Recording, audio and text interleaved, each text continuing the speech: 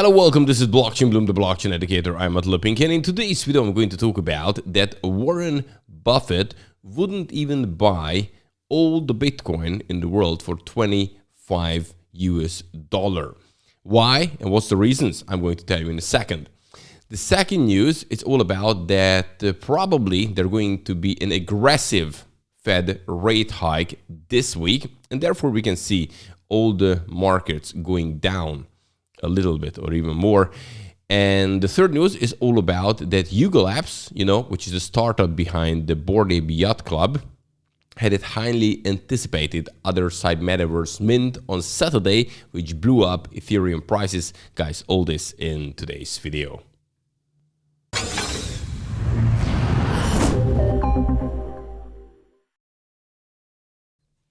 And if you would like to stay up to date, which is, I think, very important, simply just subscribe to this YouTube channel, Blockchain Bloom, because I'm bringing you the freshest every single weekday. Plus, hit the like button if you like this kind of content.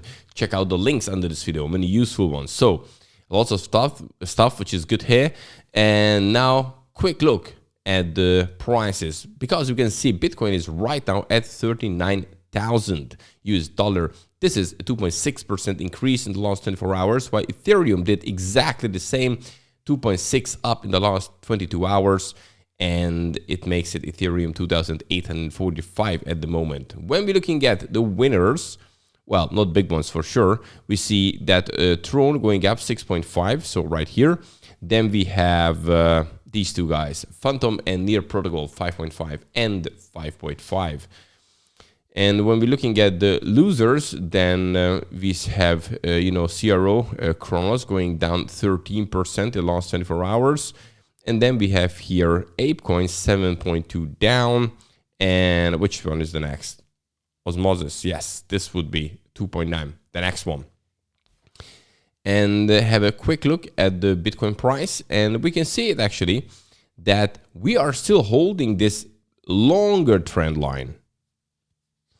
Right, so we here had this channel, obviously, and here was this trend line, which was actually broken here, as you can see, earlier in late April, last week of April, and we're still underneath that. But then we have here even a longer trend line, and this one is actually still holding. This was exactly here at 37,500-ish, where actually it turned back kind of in the last minute. And then now we have here two green candles, even yesterday and today. This one is still a green candle. But how long it will hold and how strong it is, we will definitely see it. I still see chance breaking this here and even going now a bit more down.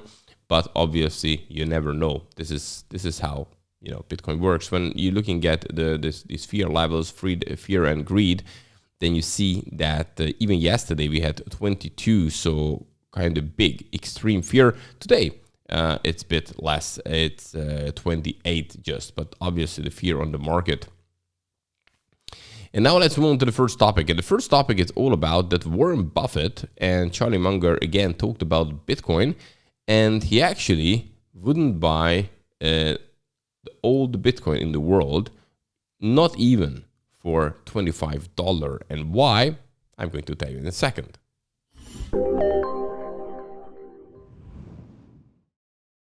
So we do know that definitely Warren Buffett is a top investor, because of his strategies, because of his investment, he become one of the richest people in the whole world. He has a huge routine. He has seen so many things with his partner together, Charlie Munger, and none of them would invest in Bitcoin. So here we go, what they're saying. So Warren Buffett said at the Berkshire Hathaway annual shareholder meeting on Saturday that it's not a productive asset and it doesn't produce anything tangible. So talking about Bitcoin. Despite the shift in the public perception about the cryptocurrency, Buffett still wouldn't buy it. Whether it goes up or down, he's saying, in the next year or 5 or 10 years, I don't know. But one thing I'm pretty sure of it is that it doesn't produce anything, Buffett said. It's got magic to it, and people have attached magics to a lot of things. And here is an example how he would invest in things and why not in Bitcoin. So if you said for 1% interest in all the farmland in the United States, pay our group 25 billion, I will write you a check this afternoon, Buffett said. 25 billion, I now own 1% of the farmland. If you offer me 1% of all the apartment houses in the country and you want another 25 billion, I will write you a check. It's very simple. Now, if you told me you own all of the Bitcoin in the world and you offered it to me for $25, not billions, just simple 25, I wouldn't take it because it wouldn't do. What would I do with it? Sorry. I do sell it back to you at one point or another. So it isn't going to do anything. The apartments are going to produce rent and the farms are going to produce food. So this is the simple reason why he thinks that it's no point to do Bitcoin, to hold Bitcoin, because it doesn't do anything. Charlie Munger actually even is worse. In my life, I tried and avoid things that are stupid and evil and make me look bad in comparison to somebody else. And Bitcoin does all three. This is what Charlie Munger is saying. In the first place, it's stupid because it is still likely to go to zero. It's evil because it undermines the Federal Reserve System. And third, it makes us look foolish compared to the communist leader in China. He was smart enough to ban Bitcoin in China. So none of them, two guys, are convinced that Bitcoin could be a good strategy in the future. And they made it to the top, so they're actually wise investors. So question, what do you think about it? Because in my opinion, Bitcoin doesn't do anything, doesn't produce anything. It's not entirely true. Maybe from his point of view, okay, we're looking at it from this side. However, look what Bitcoin can give to the world, what it already does. For instance, it's a payment system and you can actually use it. You can send money to one place of the world to another one in a couple of minutes time. For that, the other side doesn't need to have a bank account or something, because you can just simply have internet and a Bitcoin address. So this is obviously very, very simple. It's not controlled by a centralized system. So someone like a Fed or something, they can make decisions. So it's decentralized.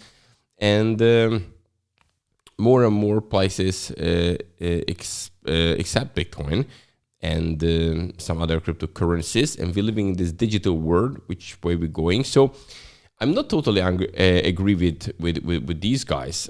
On the other hand, I respect them because yes, they're wise people. That's okay. But I'm just simply thinking different in this case. But it has nothing to do with the thing that what they have achieved already in their life, because they have done pretty well and their strategies worked out pretty well. However, it doesn't mean they also just human. They can be wrong too. So why not? However, what are your thoughts? You can share it in the comment section. Okay, and the next topic is right now about this probable aggressive Fed rate hike, which will be on this week announced probably.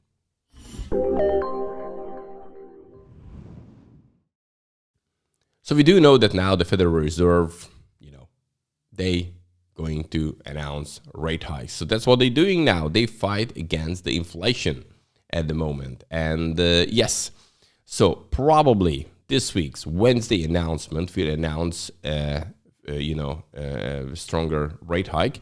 So investors will be focused on the U.S. Central Bank this Wednesday, as Federal Reserve policymakers are expected to raise the benchmark interest rate aggressively. So the top U.S. stock index showed significant losses at the end of the last week, and Nasdaq Composite shows its worst 4-month starting performance since 1971.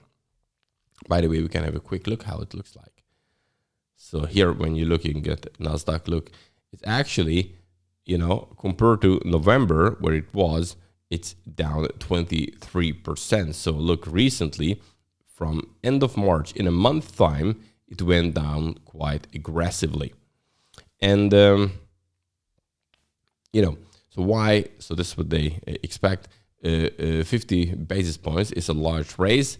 ING also, so they took the ING group here, believes that the Fed will reveal a tightening plan when it comes to the central bank's monthly bond purchases. So there's another thing, because, you know, they would like to change that as well, which wouldn't really help the whole economy to even get stronger and stronger. On the other hand, don't forget, if they don't do anything, this is another thing. So yeah, well, it's not an easy thing. The main problem is simply with this fiat system, what we have, this kind of money printing, and it's sooner or later, it will be just too much in the system, and then it will get out of control. And this is the way, I think, where we are leading right now. But meanwhile, you know, these kind of decisions will have an impact on the stock market, on the mood of the investors, and that will have an impact definitely on the crypto market, just like Bitcoin and the others. And yes, we are correlated. We just have to see it right now. It doesn't mean we will be forever, or we weren't always, to be honest with you. But there are times, and nowadays it looks like that Bitcoin is pretty much moving in the direction where, you know, stock market moves. Okay, so we see what will happen on this Wednesday, but what they expect to happen, it's going to be like 50 basis points. Right, and now the third topic, it's all about, you know, what this kind of new minting, you know, a Google app is behind it, and this highly anticipated other side metaverse mint went live on Saturday, and Ethereum's prices are skyrocketed.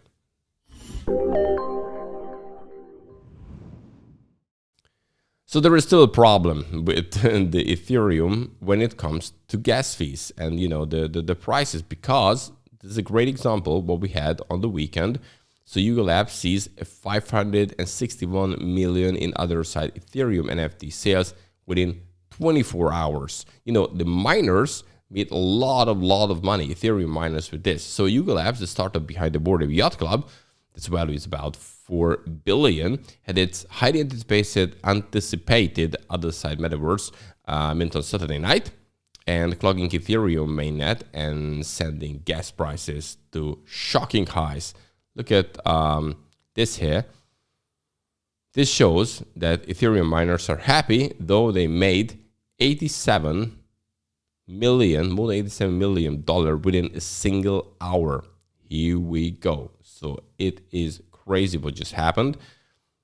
As you can see, in less than 24 hours, Google Apps have generated more than 561 million from just the other deed NFT sales, which you can see actually here on OpenSea.